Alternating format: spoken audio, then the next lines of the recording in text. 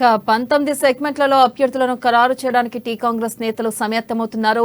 కొత్తగూడ నుంచి వామపక్ష నేతకు కూనంనేని సాంబశివరావుకు, మిర్యాలగూడ నుంచి జూలకంటి రంగారెడ్డి, చెన్నూరు నుంచి నల్లాల ఓదేలు లేదా జి వివేక్ కు టికెట్ ఇచ్చే అవకాశాలు కనిపిస్తున్నాయి. దీంతో పాటు నిజామాబాద్ అర్బన్ నుంచి షబీర్ అలీకి, సిరిసిల్ల నుంచి కేకే మహేందర్ రెడ్డికి, తుంగతుర్తి టికెట్ను మోతుపల్లికి లేదా కృష్ణవేణికి ఖరారు చేసేలా తెలుస్తుంది.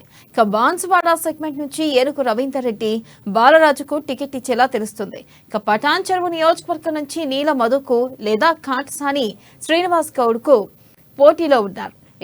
ఇల్లందు సెగ్మెంట్ నుంచి 3 అభ్యర్థులు పోటీలో ఉండడంతో నేతలు తర్చన భర్చన అవుతున్నారు.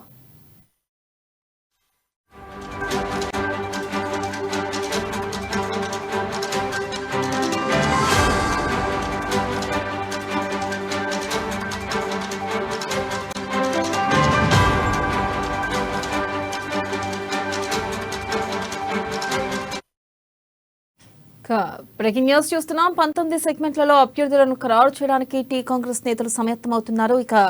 కొత్తగూడ నుంచి వామపక్ష నేతకు కూనంనేని సాంబశివరావుకు, అలాగే మిర్యాలగూడ నుంచి జూలకంటి రంగారెడ్డి, చెన్నూరు నుంచి నల్లాల ఓదేలుకు లేదా జి వివేక్ కు టికెట్ ఇచ్చే అవకాశాలు ఉన్నట్లుగా కనిపిస్తున్నాయి.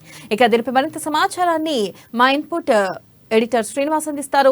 శ్రీనివాస్, చెప్పండి, ప్రధానంగా ఇప్పుడు ఈ 19 స్థానాలకు అభ్యర్థులను ఎప్పుడు ప్రకటించే అవకాశం ఉంది? అలాగే ఏ సెగ్మెంట్లలో ఏ అభ్యర్థులకి దాదాపు అవకాశాలు ఉన్నాయంటారు? అప్డేట్స్ ఏంటి? ఏదైతే మనం చూస్తున్నామో కాంగ్రెస్ పార్టీకి సంబంధించి 3వ జాబితా మీద కసరత్ అయితే కొనసాగుతుంది.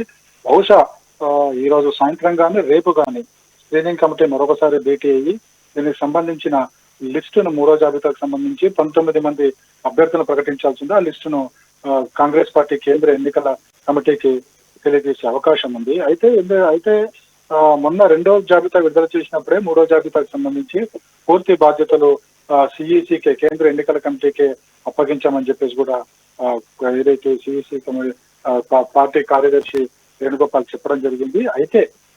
అయినప్పటికీ కూడా కొన్ని పేర్లను అయితే స్క్రీనింగ్ కమిటీ సజెస్ట్ చేయాల్సి ఉంటుంది. అంటే ముందుగా 19 స్థానాలు ప్రధానంగా ఇంకా పెండింగ్ లో ఉన్నాయి. ఈ పెండింగ్ స్థానాలకు సంబంధించి ఇప్పటివరకు కూడా వామపక్షాలకు సంబంధించి ముందుగా 4 స్థానాలు అనుకున్నారు. కానీ అవి 2 స్థానాలకే పరిమితమైనట్టు తెలుస్తుంది. అదేవిధంగా వాళ్ళకి 2 స్థానాలు ఎమ్మెల్సీ స్థానాలు ఇస్తారని చెప్పేసి కూడా హామీ ఇచ్చినట్టు తెలుస్తుంది. మరోవైపు చూసుకుంటే కనుక ఈ రోజు ఉదయమే మనకి కోదండరాంతో కూడా రేవంత్ రెడ్డి భేటీ కావడం జరిగింది. ఆయన పార్టీకి సంబంధించి పూర్తి సహకారం అందిస్తానని చెప్పేసి కూడా కోదండరామరెడ్డి మీడియాలో చెప్పడం జరిగింది. అయితే మొత్తానికి 19 స్థానాలకు సంబంధించి కసరత్తు అయితే కొనసాగుతుంది.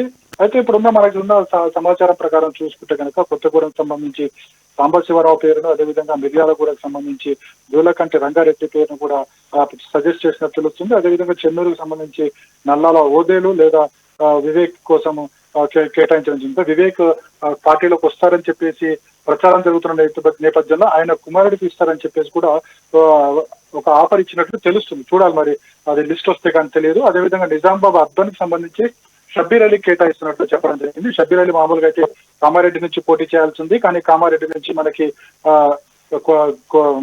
రేవంత్ రెడ్డి పోటీ చేస్తున్న సంస్థని ఆ స్థానాన్ని షబ్బీర్ అలీ కేటాయించినట్టు కూడా తెలుస్తుంది. సిరిసిల్లకు సంబంధించి కేకే మహేందర్ రెడ్డి చాలా రోజుల నుంచి అదే నియోజకవర్గం, చాలా కాలం నుంచి కూడా అదే నియోజకవర్గంలో పోటీ చేస్తూ వచ్చారు.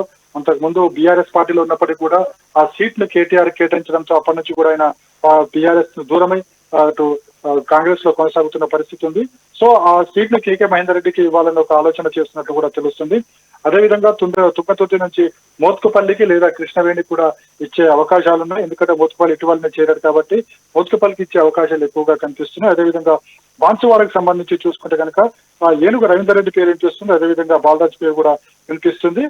ఇల్లందుకు సంబంధించి బలరాం నాయక్ పేరు వినిపిస్తుంది. అదేవిధంగా ఎస్టీ సామాజిక వర్గానికి సంబంధించిన 2-3 పేర్లు అయితే వినిపిస్తున్నాయి. బహుశా వీటికి సంబంధించి ఎవరికి ఇస్తారో చూడాలి. మొత్తానికి చూసుకుంటే కనుక ఏదైతే కాంగ్రెస్ పార్టీ 3rd లిస్ట్ మీద మొత్తం కేంద్ర ఎన్నికల కమిటీ నిర్ణయం తీసుకుంటున్నప్పటికీ కూడా ఇందులో కొన్ని పేర్లు సజెస్ట్ చేయాలి కాబట్టి చేస్తున్నారు.